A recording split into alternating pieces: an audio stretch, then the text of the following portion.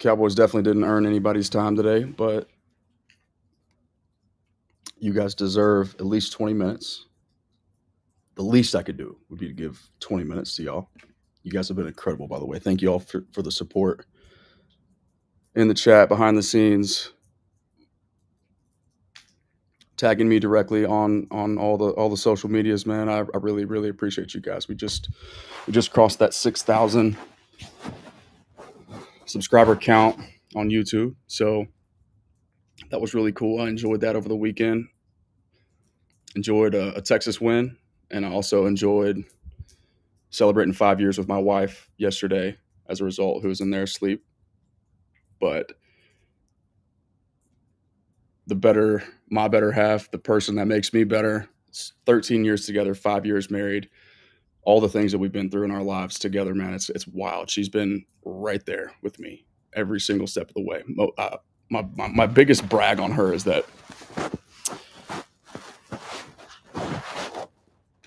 the people those that know me best can't picture me without her. And so that to me is just something I'm very proud of. I'm proud of where we came from and where we're headed. But needless to say, we'll talk a little bit more about that. She deserves 30 minutes of my time on here, just me talking about her. But I know that's not why you guys are here.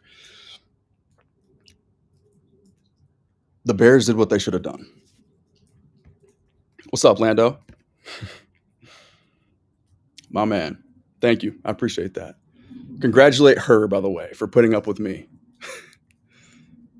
She's the real MVP, though. Seriously. A true ride or die, man. A ride or die that challenges me in all the best ways possible. That she's the steady. She's the foundation of our family.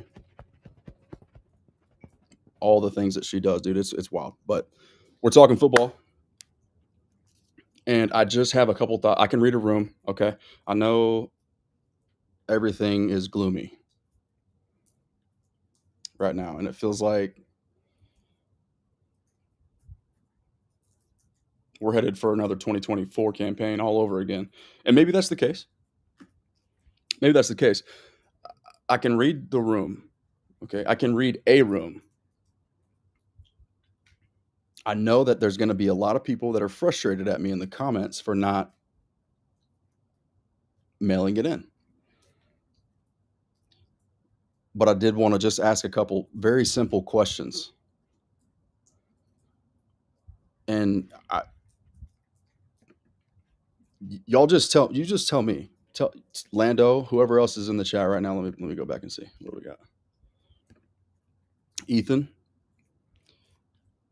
for right now, and hopefully a couple others trickle in here. I don't blame anybody. It's probably going to be a slow show tonight as far as live viewers are concerned, but you can catch it on the playback and you can chime in. But so here's where my mind is, guys. And once again, y'all be honest with me, Lando and Ethan. Tell me where I'm crazy here. An honest Cowboys discussion.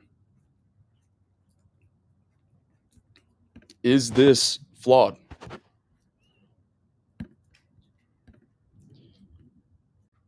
1-3 after Green Bay certainly feels likely. But 3-3 after Jets and Panthers is entirely likely too. Okay. Here's where I'm at. Jadeveon Clowney was. Everybody's watched what happened last week. We all saw what Russell Wilson and company did to the secondary. Okay. Jadeveon Clowney was the Cowboys' counter to what we just witnessed, right? That was their answer. That was their way of saying, all right, we have issues. Let's see about solving them or adding, benefiting. All right, let's elevate the floor a little bit, okay? Jadeveon Clowney is brought in. Jadeveon Clowney was once again inactive today. Okay. Now here, the metaphor that I used, Rome, obviously, and we're not talking to Doomsday, wasn't built in a day. But this Dallas Cowboys defense certainly wasn't going to solve world hunger in 1 week either. Okay, so Jadeveon Clowney helps you in theory, right? Deron Bland absolutely helps you. Those guys are their return is imminent, or their addition into the equation is imminent. Now, whether or not that changes things is not the point that I'm getting at here. Okay, what I'm getting at is the reaction to what we saw today, and how anybody who is like, if you're surprised or disappointed more so, or mailing in the season after what you saw today, then in my opinion, I don't think you were honest enough with yourself about what you just saw last week, 6 days ago. It's like Ben Johnson's their misdirection. So I went. I don't know if how many of you guys seen it. Part of my preview with the Bear Report this week. That was one of the things we talked about, right? How Caleb Williams and the Bears will attack this Cowboys defense. They literally will do that by hitting copy and paste. We saw that coming from a mile away. So in a system that thrives with confusion, misdirection, and motion, and all the things, to a defense that was already clearly confused last week, a team that is battered, to say the least, in the defensive tackle, or in the defensive back room, and then clearly confused on top of that. You don't solve those issues. You don't gain significant ground in 1 week after what we just witnessed. Okay, that is a process. But you especially don't do it when what you thought and what everybody agreed by bringing in Jadeveon Clowney was going to be a good answer to what was revealed against the Giants in week 2. He's not active. So why were you, or just anyone out there, not like just why was anybody expecting anything different? This is a much better system than the one that they just played against last week. There wasn't a ton of it really wasn't all that complicated, right? It was, hey, however many guys that you have allocated to playing the deep part of the field, we're going to send one extra vertical, and just we're going to see if you can cover. And they couldn't. All of a sudden, that's going to change in 6 days? No. So you get Jadeveon Clowney added into the mix. That helps you. I'm not going to sit here and say that's the answer, right? It's not. But most people consider this addition, especially now today, right, when the sky is officially falling by some accounts, seemingly most on my timeline, is at the very least. You speak of, oh, it's only Jadeveon Clowney. One guy can only do so much, unless his name's Micah Parsons. And Jadeveon Clowney, as far as pass rush is concerned, at this stage of his career, is certainly no Micah Parsons. But it's about the trickle-down effect of his mere presence keeps Dante Fowler and Donovan Ezeraku off the field on early downs, which thereby, in theory, raises their pass rush floor. Regardless of what Jadeveon Clowney does, the guys that you have who are more specific to that type of production, obvious passing downs, okay, they're fresh because they're not having to withstand the wear and tear of all the early down work. All right, so you reduce Dono and Dante's snaps on early downs by anywhere, like, let's say, a count of 5 to 7. That's a benefit to you right now. So, point being, though,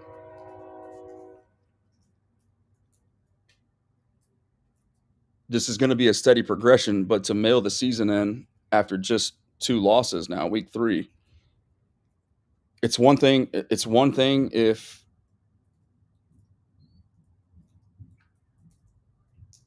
you don't have a top 5 other side of the ball. CD's health obviously pending.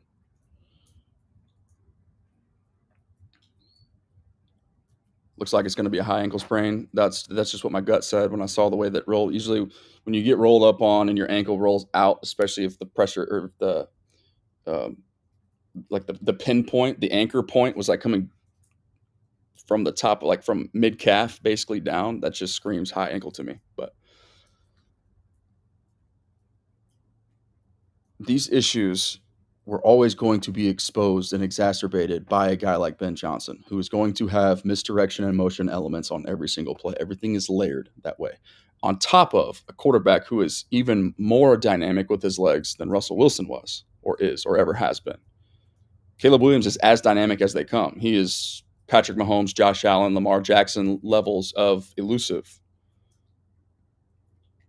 from the pocket, evading pressure, and then making plays after the fact. He has that type of ability. So when you are already confused, you are banged up, and you add, like, it's a desperation feel all week trying to get things corrected. But when you know Ben Johnson is going to be one of the best in the business at not just necessarily exposing your weakness, but when your weakness is everything involved with the secondary, communication is like you know, it looks like nobody knows where they're supposed to be ever, but you will get exposed, and that's what happened. But let's not pretend like Deron Bland is insignificant. Let's not pretend like Jadeveon Clowney doesn't. We weren't just sitting here ringing the praises of the Cowboys aggressively going and get a guy who has proven to be, as recent as 2 years ago, a really significant pass rusher. As early as a year ago, really good against the run. Still an 18% pass rush win rate. Just didn't really get to do it all that often because he played on a significantly worse team than he was with the Ravens back in 2023. Right? But let's also not forget what his like you insert him into the picture, regardless of what Jadeveon Clowney is doing production wise. If he's keeping Dante and Dono off the field on early downs, you are improving, you are elevating your pass rush floor.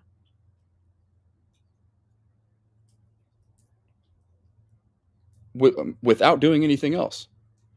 So his mere activation improves the production of everything else that you currently have. There's way less technique and IQ and professionalism required when you just say, hey, Dono, go hunt, than there is when you're asking him to be technically sound with his run fits and strong, setting the edge and at the point of attack when you're clearly an undersized edge. Like, you're not a run stopper yet in your career. Okay. All the technical hand fighty nuanced things of the edge position are exacerbated in the run game. Look at Colin Simmons in Texas last year. His production is dipping for the same exact reason that I'm talking about right now. He's playing on more downs because he's a first round talent. Right? When you are more than what you were a year ago, which was, realistically speaking, a pass rush specialist. Every time he stepped onto the field last year, he had 110% effort, energy, ready to go, locked and loaded. It's different when you have to play early downs.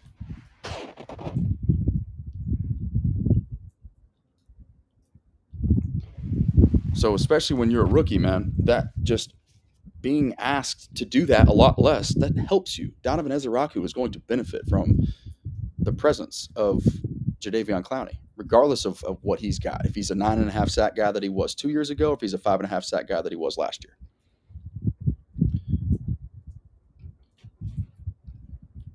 So that's one. Is that crazy? Is what I'm saying here in this tweet right now from Ty. What's up, Ty? Good seeing you, brother. Melvin. Lando, if you're still in here. Is this a crazy thought process? Like, let's not pretend like Deron Bland and Jadeveon Clowney are inserted into the equation as early as next week, right? DeMarvion Overshown, Savone Revel Jr. We're hearing things about, week 5, week 6 with him right now. Demo soon after that. Not soon enough, clearly. But let's not pretend like these are insignificant additions or reinsertions.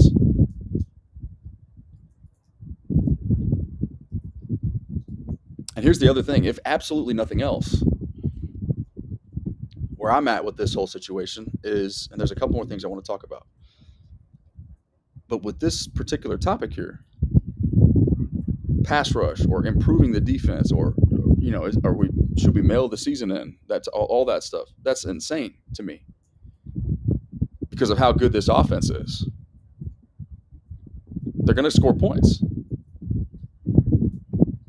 right? But so let's just say, perfect world, you get Savone Rebel Jr. back. You get Trevon Diggs. Bless him. I mean, he's going to be in everybody's crosshairs yet again. And I'm not saying that's undeserving. I'm just saying there was question. He was a game time decision, right? He was questionable to say the least. He's already not 100% prior to whatever he tweaked this past week. So now you add that to the mix. It's like, man, and you don't have any idea really what you're doing as far as responsibility is concerned in the system. Shotty's sitting there telling us every second we get with him, in between everything, between rehab or the prehabilitation now that he's active again, right? But in between prehab and team meetings, hey, Trayvon, just come step into the office, man. We're gonna just let's catch up. Give me 10 minutes. We're just gonna talk some things through. Like, let's get you up to speed. In between team meetings and practice, in between practice and lunch or whatever, right? All these different things. It's as often as they can getting Diggs up to speed. So it's a desperation effect right now. The fact that he's even on the field. I think in a perfect world, he doesn't have to try to rush to get back. But he did so to prove a point, for one thing. I think that's obviously part of this equation here. But also, let me get this off the screen. Because Cowboys needed it. He was trying to do his teammates, like he was trying to be a good teammate. Step up. Not excusing Diggs whatsoever. I'm just saying, let's not pretend like he's healthy either. So even your healthy guys, they're either confused or still not 100%. So let's say all goes well, right? We get Trevon Diggs starts to look a little bit better. Savone Rebel Jr., he's back, within the next 4 weeks and starting to look like the promising first-round caliber player that he was prior to his injury last year. Jadeveon Clowney is making things look a little bit better. But it's still not quite enough. Like, we're still seeing, like, the pass rush, the pressure needs to be dialed up even more so. Like, we're just, you can't ask your DBs to cover, especially when you're as banged up as they are currently, but you can't ask them to cover for 4.5 seconds. Because 750 yards passing the last 2 weeks to quarterbacks who at the time were reeling, that's what's going to happen. So let's just say it's still not enough with Jadeveon, right? There's things that can be done to make this all look a little bit better than it is currently. It's this thing called sending more pressure. If you're already a liability anyway, let's be a little bit more desperate. Let's take more risks. Send 6. Send 7. Just go cover 0. Try to man up and just hang on for dear life for 2 seconds. While you got 8 people screaming downhill trying to get home. Just a thought, There's ways to improve your pass rush beyond just expecting communication to change overnight on the back end. That's going to be a slow progression. But getting guys healthy helps because, as we know, as we were finding out, players got to go make plays. Okay, we asked for more cover 1 or more man. I think it was Bobby Belt that tweeted they ran man coverage on 4 specific instances. And on those 4 specific instances that he charted or documented, they Caleb Williams went 4 for 4 for 80-plus yards and 2 touchdowns on those man instances. So what if, we said this last week, what if Eberflus knows that he can't play man even if he wanted to? Now, that doesn't excuse him not knowing that Donovan Wilson still shouldn't be asked to do something that he's not capable of doing. I'm not giving him a pass either. But this is a collective effort. Right now, it's been a collective effort of crap on one particular side of the ball.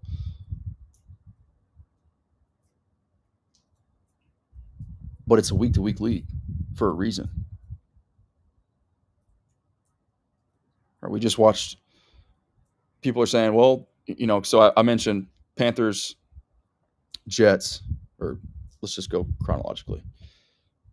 Packers, Jets, Panthers, the next 3 games. Yeah, it probably looks and feels like the Cowboys should be 1-3 at this time next week. Maybe they will. But there's no reason they can't be 3-3. They'll probably be favorites in both of those 2 games. Well, maybe they won't. I don't know what Vegas thinks about the Panthers relative to the Bears, but that was like a 1-point spread going in. But once again, Vegas knew that the Cowboys they didn't have enough time to make or to necessarily overhaul what we just saw last week. And the damn sure didn't get Jadeveon Clowney in there and activated either. So what was supposed to happen? What was supposed to happen is exactly what happened. A really creative offensive mind with a very talented quarterback and a bunch of playmakers just went and put it on you.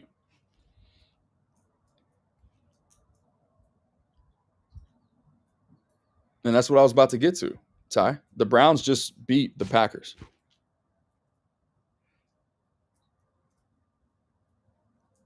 Yeah, the Panthers just beat the Falcons, but that's a division game. Those games are weird in general. 30-0. I get that. But so in that same discussion, that same conversation, right? If the same logic would say that because the Panthers won 30-0 today,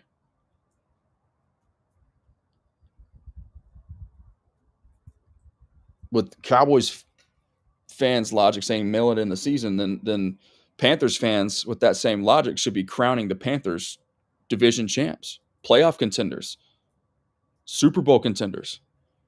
That's what we're saying. That's what Cowboys fans are saying. If today means you mail the season in, that's that logic. But that's, once again, take it a step further. If you're mailing in the season today, why didn't you do it last week? Because you got excited about Jadeveon Clowney. And guess who wasn't active? So why did your expectations change all of a sudden? You weren't honest with yourself after watching the Giants do what they did to you. This team has very clear problems that are going to persist for a while. But that's significantly aided by the personnel getting healthy and improving, just by very nature of talent and ability level. But there were murmurs of folks firing Mike Zimmer after 2 weeks last year too. And that got better throughout the season. You keep changing coordinators all the time, you're going to keep confusing your defense. Now, if Deron Bland, Trevon Diggs gets a little bit healthier, Savone Revel Jr., maybe Wanye Thomas mixes in on the back end a little bit more often, maybe we're not asking Dono to do so much coverage things. Maybe your secondary looks a lot better. Maybe it was never going to be enough this year.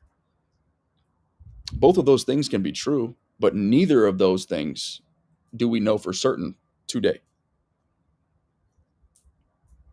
Cowboys are a long way away defensively. But the end of the season is a long way away too. That's just kind of where I'm at. Let's see what y'all talking about in the chat over here. If the starters aren't good, then the reserves can't be much better, right? So, Paul, I'm not sure what you're suggesting, but the starters are the reserves right now.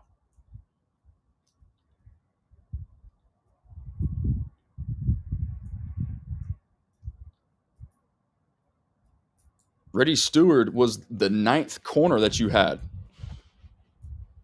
on your roster. Like that was the ninth guy that was listed on the Cowboys roster as a cornerback this year. Maybe the 10th. We can go through and name them all.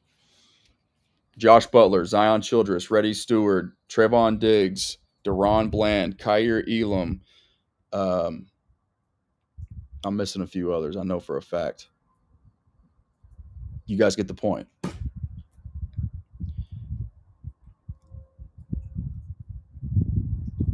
We were having conversations about Kyer Elam coming off the bench in a perfect world when everybody was healthy and right and back up to speed. Today, that was your best corner. That was the top guy on your depth chart because he's up to speed in the system because he had a training camp.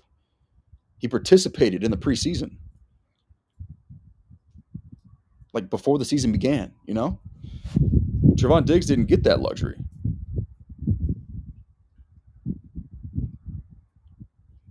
I'm not defending Diggs. I'm just being honest about the situation. We didn't expect to have Trevon Diggs back at all this year.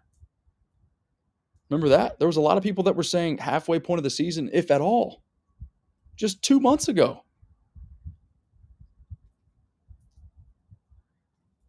But all of a sudden,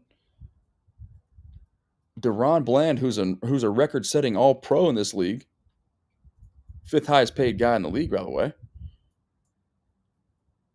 Savone Revel Jr., who was a first-round talent that many people, not just Cowboys fans, draft experts said was one of the steals of the draft at 76 overall.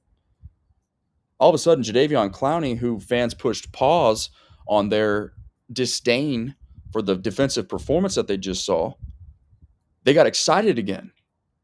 But now all of a sudden, all three of those guys seemingly don't matter. We hadn't even talked about DeMarvion Overshown.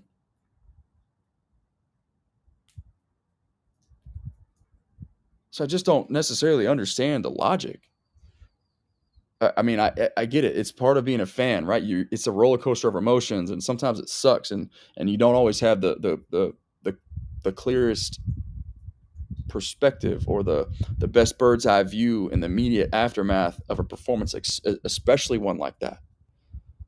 But this line opened up, guys. The Cowboys were not favorites to win this game. Vegas didn't expect them to do that. I think it actually closed Cowboys -1.5. So going into the actual matchup, I think they were favorited. But when the lines opened this week, they were not. And I went on the Bear Report, and I said, if Caleb Williams doesn't just come throw this football, I said 40. I said Caleb Williams should have 40 pass attempts in this game. And I expected, the reason I said that was because I did expect a shootout. I expected both teams to be able to move the football at will.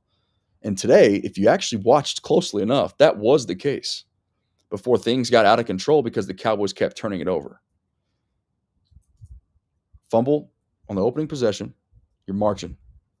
I want to say the first 3 possessions of the game, Javonte Williams was averaging 7 yards a carry. Let's pull up his line. What did he finish with?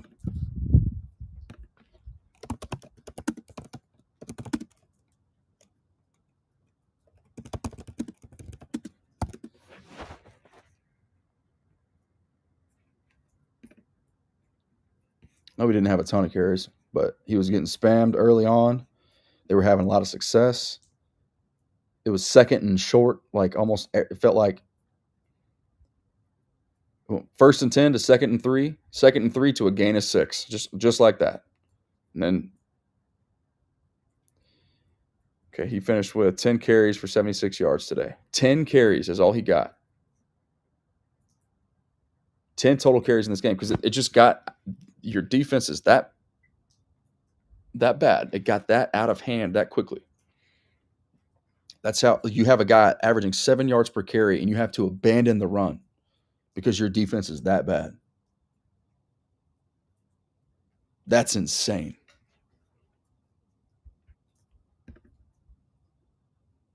I'm going to hold this up for timestamp purposes. 30 minutes in. Just helps with the editing process.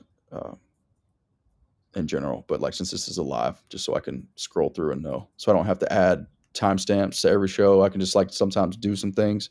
I can flicker the lights, or it's like it helps me scroll to when I know there's like a really important topic to discuss as far as like tonight's case, complimentary football, right?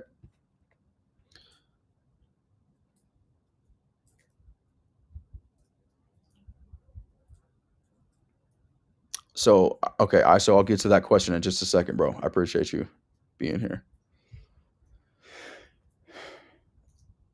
Do you guys realize how crazy 7 yards per carry and Javonte, like, so when he's his YPC starting to get bugs flying on me. His YPC is going to almost always be exactly what it is. Like he's never gonna, because of his play style, he's never gonna be a guy that overly inflates his line, his rushing total, his yards per carry average with one carry. Right? It's not going to be like him ripping off a 70-yard run and then he has 18 total carries on the day. But if you eliminate that 70-yard run, his average drops like 3 points. Right? He's never going to, it's almost never going to happen that way for Javonte.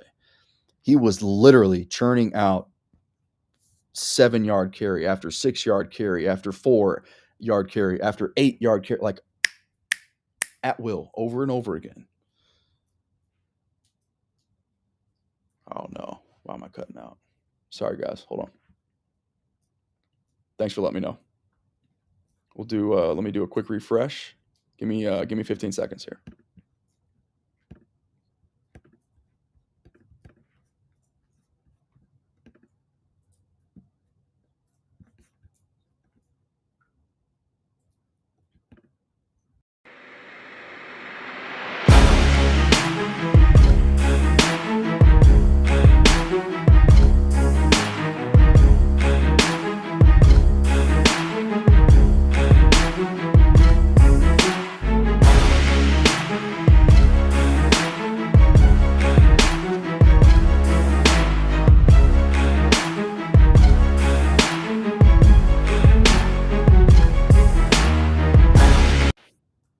Okay. Test. Mic check. Let me know how that sounds, ISO and Ty. Thank y'all.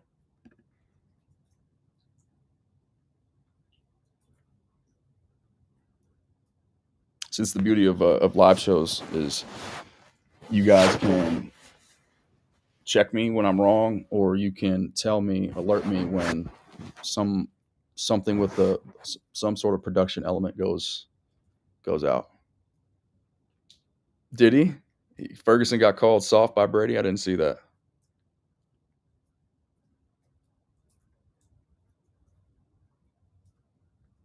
Okay, good deal, Brenda. Thanks for clearing that up. Sounds like we're good. As long as we're still good, just somebody give me a notification in the chat somehow. But if we're good, we'll keep rolling. I kind of lost my train of thought there, but does whatever the last thing I said was, did it make sense? Talking about Javonte and his okay. That was a legitimate 10 yards or 7 yards per carry on 10 touches. His longest was maybe what, 14? Something like that. So it's not like they were genuinely.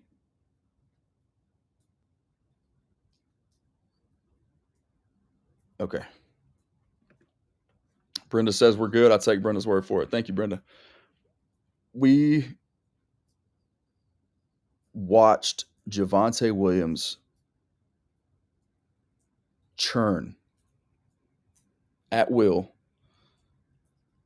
for 7.6 yards per carry.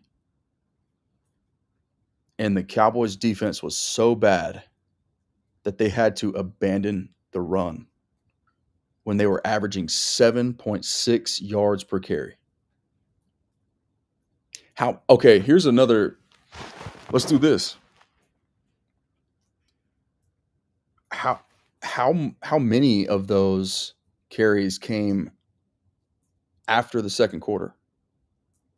So let's just say after halftime, third and fourth quarter. How many of those carries? How many times did Javonte Williams carry the football in the second half?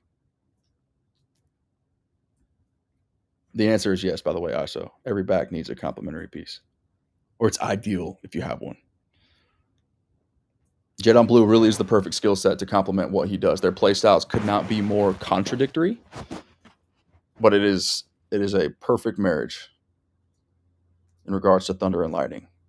Guys get used to breaking down and gearing up for a big thump, man. And they I'm telling you, Jadon Blue is a different gear with angles, getting to creases at a different pace, right? A different cadence to his flow as a ball carrier. That stuff matters.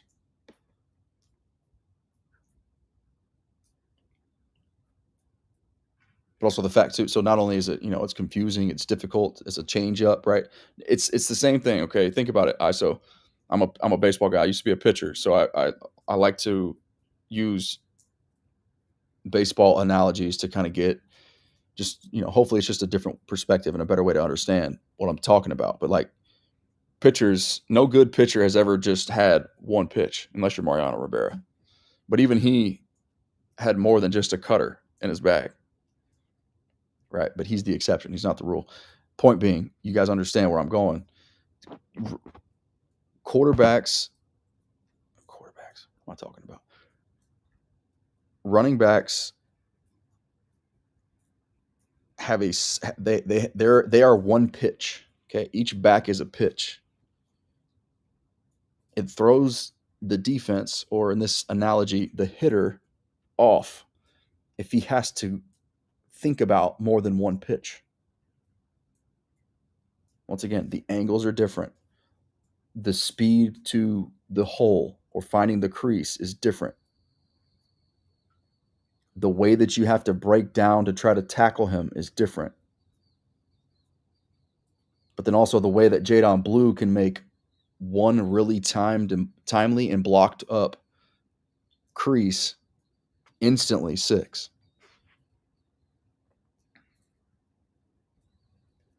I think in a perfect world, their touch allocation on a game by game basis is somewhere around 18 total touches for Javonte and 8 total touches for Jadon Blue.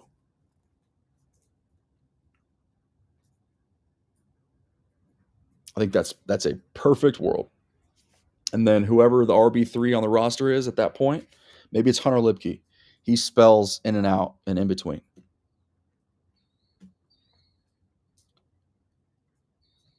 Jadon Blue's the tread, man. He was never a heavy touch guy at Texas. It's not who he is.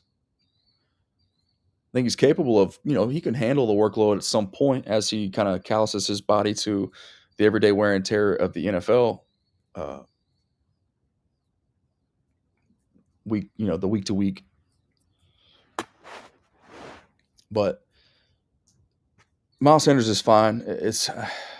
Can you replace him? Can you easily upgrade from him? Absolutely, I think. But we just got too many other things, man, for me to be worried about than RB2 right now. Javonte Williams is a capable enough RB1.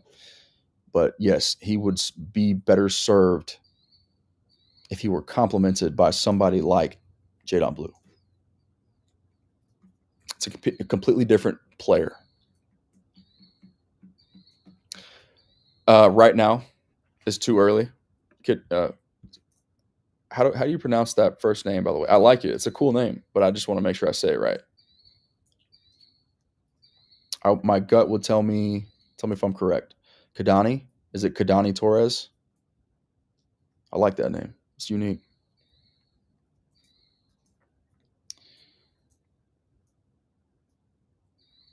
Tony Pollard. Yeah, I mean that's kind of what we're talking about. That's kind of what I'm getting at. He's a different flavor than Javonte is.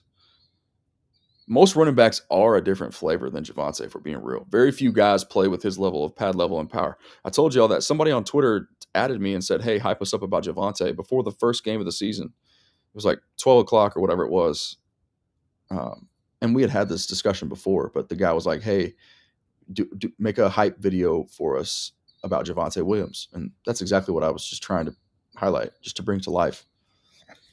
You know, Javonte is a very, very low center of gravity runner. Okay, when he impacts you, he's not Derrick Henry.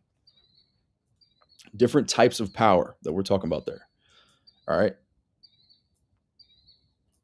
When Javonte Williams impacts you, look at the angle.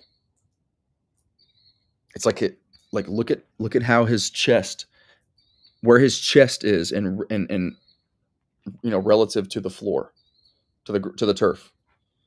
Okay, if this is the turf. Hopefully you guys can see this. Hopefully this makes some sense. Let me get this off the screen. If this is the playing surface, okay, most ball carriers are right around here, somewhere between like a, call it a 40 to 60 degree angle, right in that range. When Javonte Williams hits you, he's like this.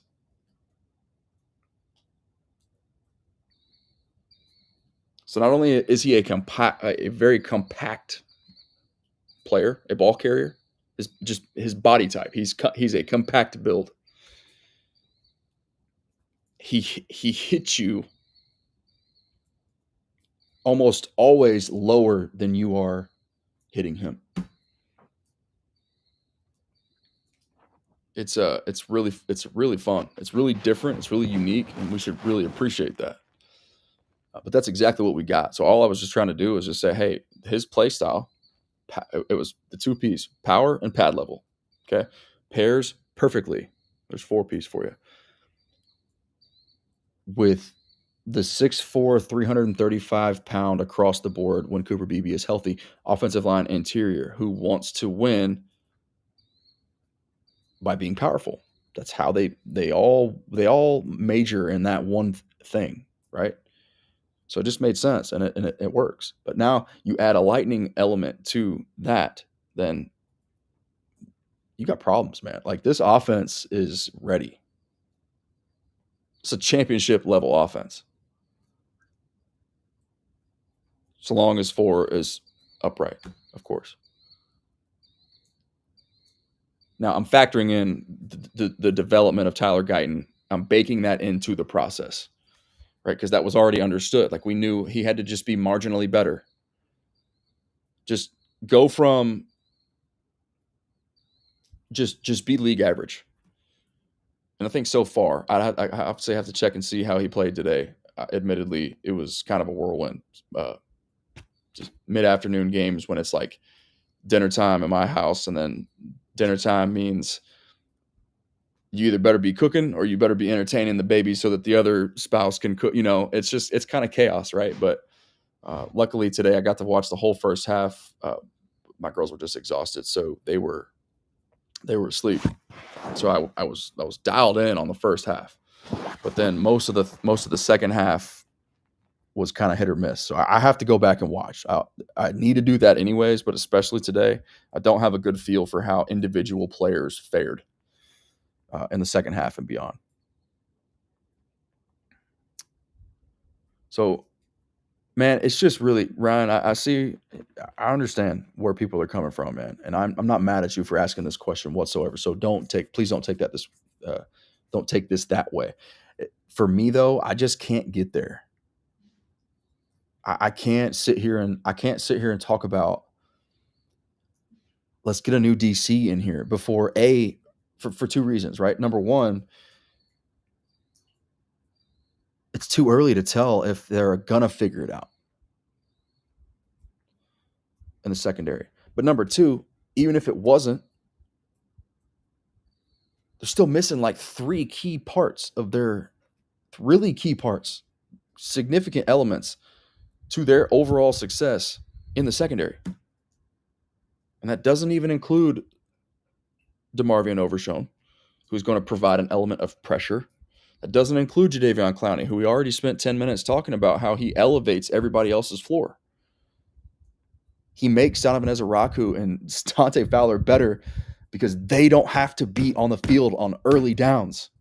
Do we understand how significant that is?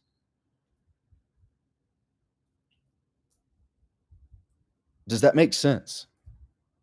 Or am I just talking for no reason? Please tell me if that makes sense and if if I'm crazy. If it doesn't make sense, am I crazy? Because it makes perfect sense to me. Come on, chat. Help me out.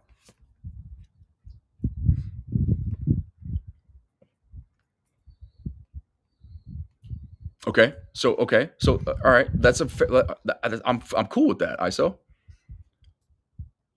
So that's the thing. So why is the season over if they still have time to go add a DB? Can they not do that? Is that illegal? Don't tell me it's too far gone. When you're sitting here, and I'm not saying you, ISO. I'm just saying like the popular thing to say right now is fire Matt Eberflus. Okay, well,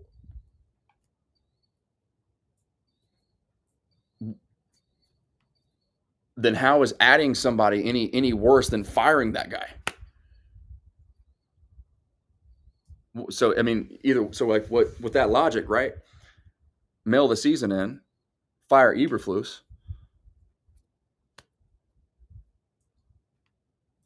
So what's that going to solve? Might as well go try to throw another $3 million free agent into the mix. Justin Simmons. There are solutions. There are ways to experiment, to figure things out. It's a chess match. It's a long season. It's a week-to-week league. It's a really tough sport. Really talented coaches. And Eberflus is one of them. Don't forget, like we think of him, we talk about Matt Eberflus as if he's the guy that failed as the Bears head coach. When in reality, he's the guy that failed as the Bears head coach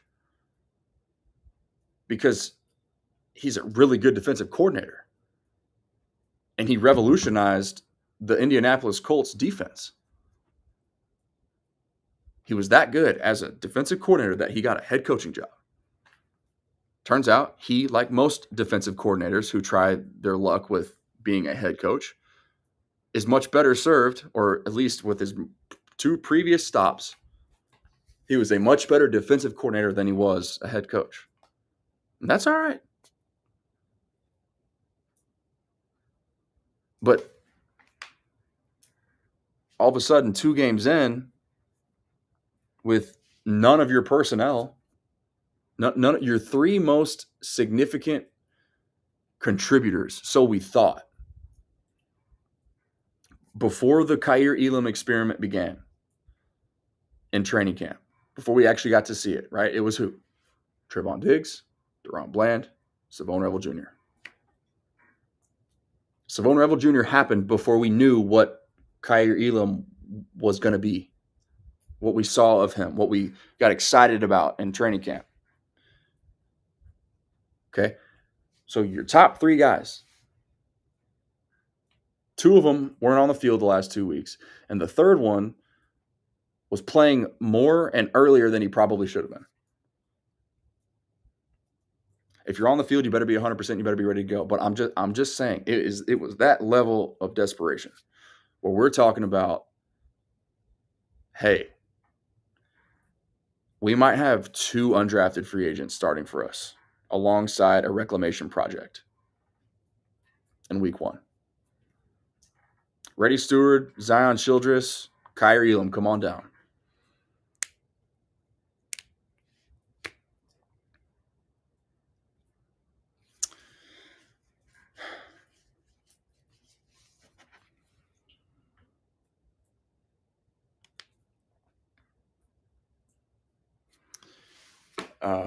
Yeah, I mean, yeah. So once again, make sure I'm not forgetting to say. else? I had a couple tweets that I felt like were just kind of thought provoking.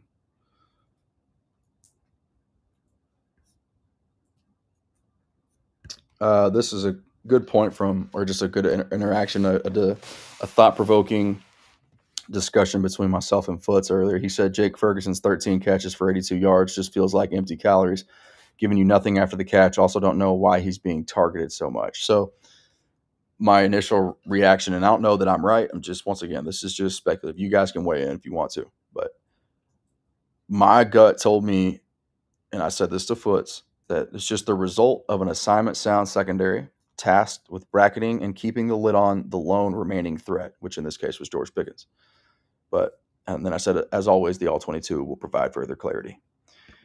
And I just remembered one other thing. The last thing that I wanted to talk to you guys about, and this is, in my opinion, well, it's not a worse discussion or more damning than the defense currently is, because that would be next to impossible. But real quick, I actually need to use the restroom, so let me run this. Y'all give me 20 more seconds, and then we'll close this thing out.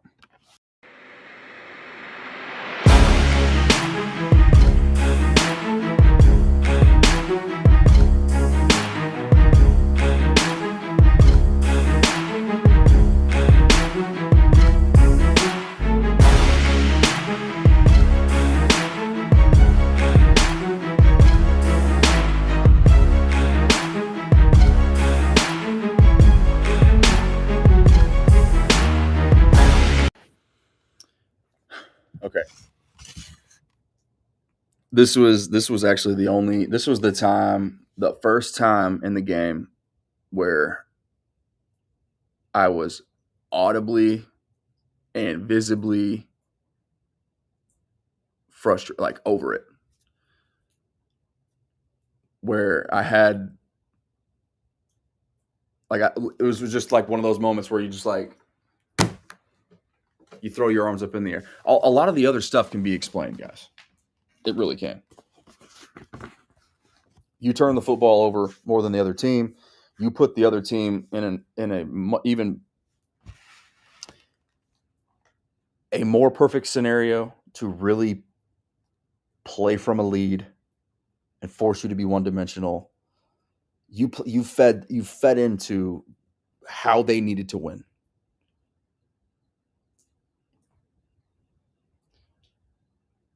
Because the flea flicker told us in the second drive of the game, told us all that we needed to know about what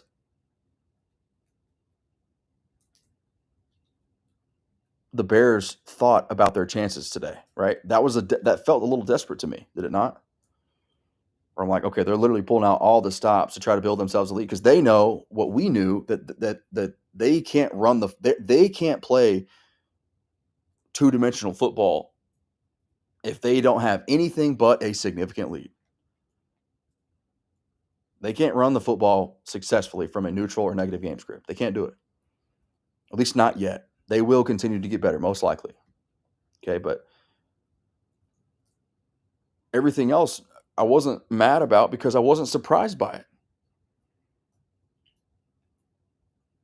All Ben Johnson had to do was just copy and paste the overall thought process of, hey, yeet that thing, but just do it with a little bit more creative nuance, a little bit more talent.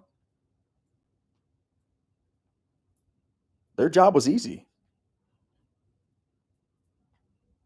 Okay, so where I really got frustrated,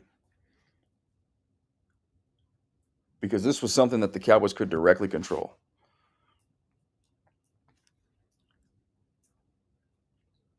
This needs to be talked about as much as anything else. 7.6 yards per carry.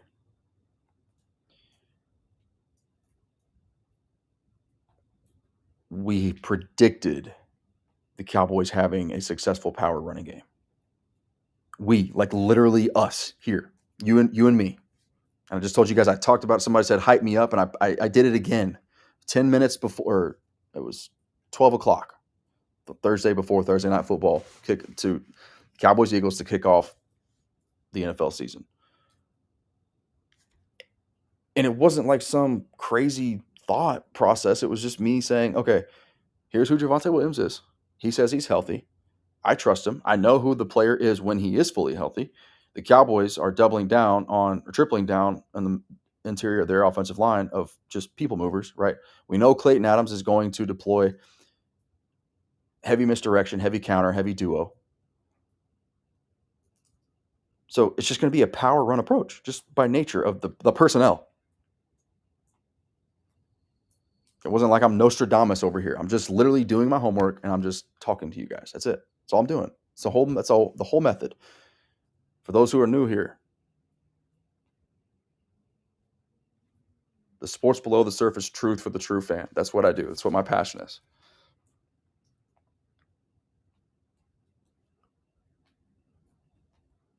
We predicted that the Cowboys would have a power run game and a successful one.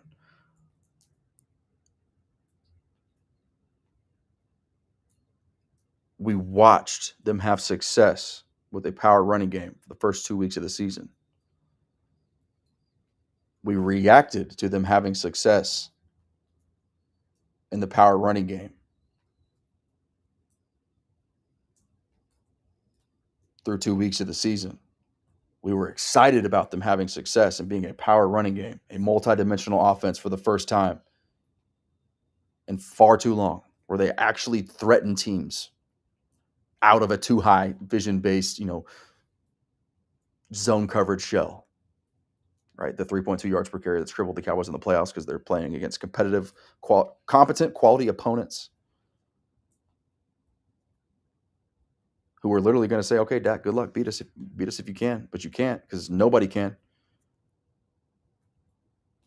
Nobody can do it by themselves without a running game. Otherwise, we're gonna sink 7 and 8. We're gonna change the post snap picture on you, and we're gonna force you to thread very tight windows over and over and over and over and over and over and over again. And if you can do it, good luck. Good on you. But good luck to you otherwise.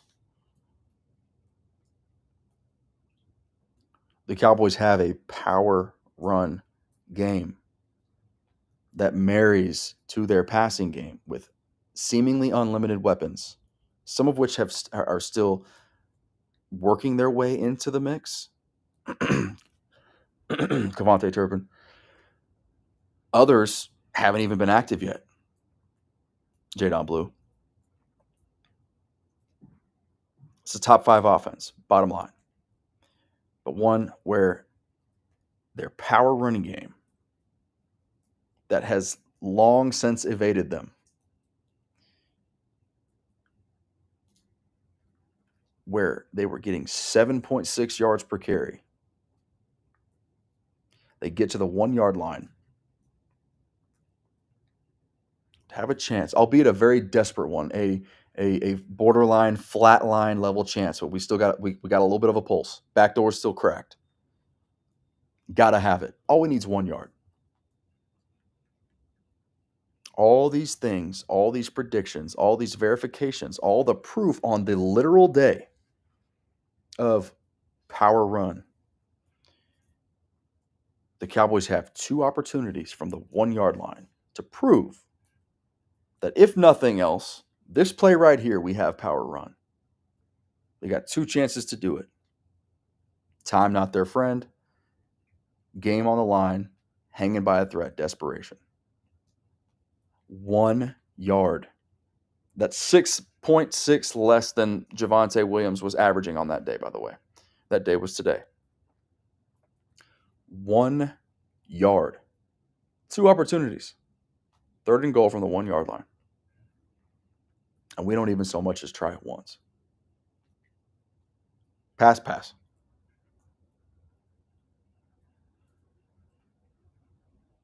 That was passive. It was finesse. It shows me a little bit of tight ass. In the heat of the moment, right? You're pushing, you're reeling, which I agree. I actually understand why they were. You got to be perfect. You better be perfect on offense. You better not screw it, better not fumble, better not have a ball bounce out off your hands, George Pickens. You better not get called for a unsportsmanlike or a false start, or find yourself behind the chains. You better not, because your defense certainly ain't gonna do you any favors. Okay, so I get it. I get having a little bit of that, a little bit of tight A. I can understand. But Dak has the autonomy, as we all should know at this point. If you don't, I don't know what sport you're watching. He has the autonomy to check into whatever he wants in any particular moment.